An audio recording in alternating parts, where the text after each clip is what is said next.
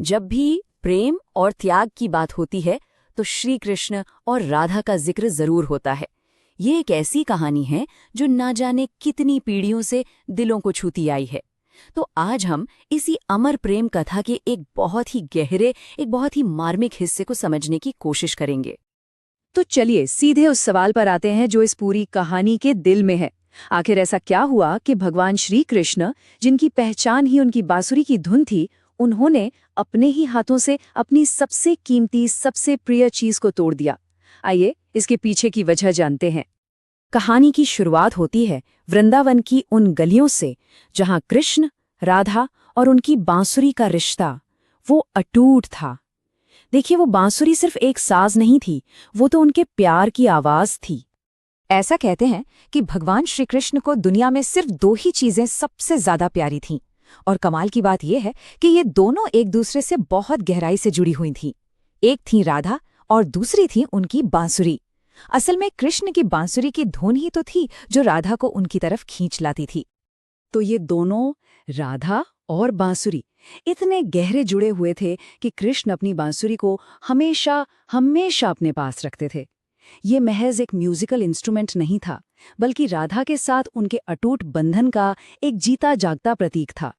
लेकिन फिर जिंदगी में एक ऐसा मोड़ आया जहां इन दोनों को अलग होना पड़ा, और यहीं से शुरू हुई दशकों की तड़प और आह और बदले हुए जीवन की एक लंबी कहानी। अगर हम उनकी जिंदगी पर नजर डालें तो बचपन का वो प्यार, फिर कृष्ण का मथुरा जाना, और फिर दोनों की जिंदगियों का बिल्कुल अलग अलग दिशाओं में मुड़ जाना।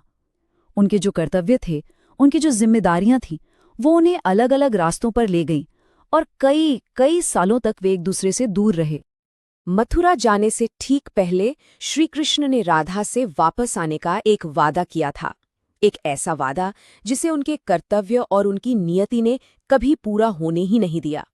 सालों के लंबे इंतजार के बाद वो पल तो आया, लेकिन ये मुलाकात कुछ खट्टी मीठी सी थी। वक्त और हालात ने जो बदलाव ला दिए थे वो अब साफ साफ नजर आ रहे थे। जब राधा द्वारका पहुंची तो कृष्ण उन्हें देखकर बेहद खुश हुए। उन्होंने राधा के कहने पर उन्हें महल में एक बहुत सम्मानित पद भी दिया। राधा महल के कामकाज देखती और जब भी मौका मिलता कृष्ण के दर्शन कर लेती थीं। लेकिन कुछ तो था जो बदल गया था। महल की उस चकाचौंध में उन्हें वो रूहानी जुड़ाव महसूस नहीं हो रहा था जो कभी वृंदावन में हुआ करता था। और बस यहीं पर राधा ने एक बहुत मुश्किल फैसला लिया।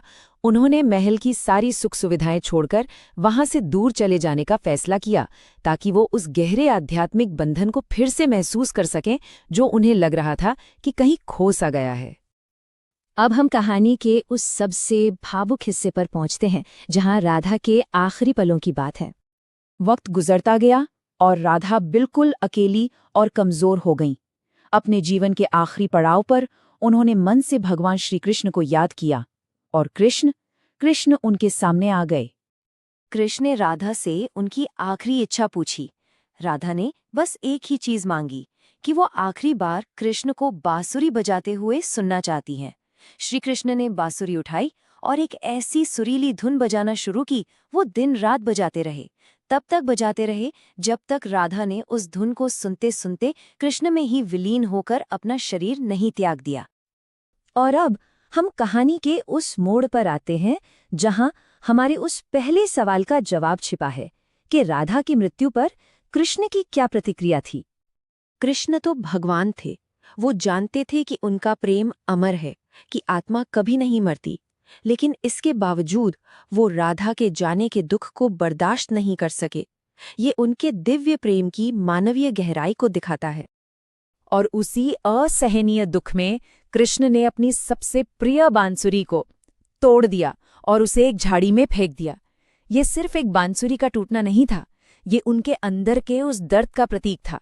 उनका संगीत था ही सिर्फ राधा के लिए, तो जब राधा ही नहीं रही तो संगीत का कोई मतलब ही नहीं बचा था। और सबसे बड़ी बात, उस दिन के बाद भगवान श्री कृष्ण ने अपनी बाकी की जिंदगी में कभी भी दोबारा बांसुरी या कोई और साज नहीं बजाया। उन्होंने हमेशा के लिए मौन अपना लिया। तो ये कहानी हमें एक बहुत गहरे सवाल के साथ छोड़ जाती है। जब एक ईश्वर भी एक अमर प्रेम का सम्मान करने के लिए संगीत को त्याग कर हमेशा के लिए खामोशी को चुन ले, तो ये प्रेम, बिछोह और त्याग के बारे में आखिर क्या कहता है? इस पर